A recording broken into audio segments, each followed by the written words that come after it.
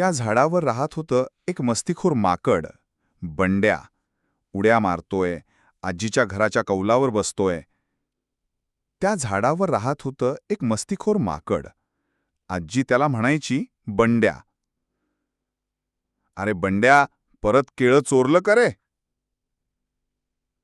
हळूहळू त्यांचं नातं फुलू लागलं. आजी रोज त्याला खाऊ घालू लागली आणि बंड्या तिच्यासोबत गोष्टी ऐकायला लागला. एक होता राजा आणि त्याचं माकड होतं अगदी तुझ्यासारखंच चवाळं. एका शांत गावात एक म्हाताऱ्या आजीबाई राहायच्या. सगळं गाव त्यांना सुनंदा आजी म्हणायचं. त्यांचं लहानसं जुनं घर, त्यामागे बाग आणि त्यात फळझाडं होती. केळी, चिंच, सीताफळ आणि आंबा. सुनंदा आजी दररोज सकाळी उठून झाडांना पाणी घालायच्या. भाजी तोडायच्या,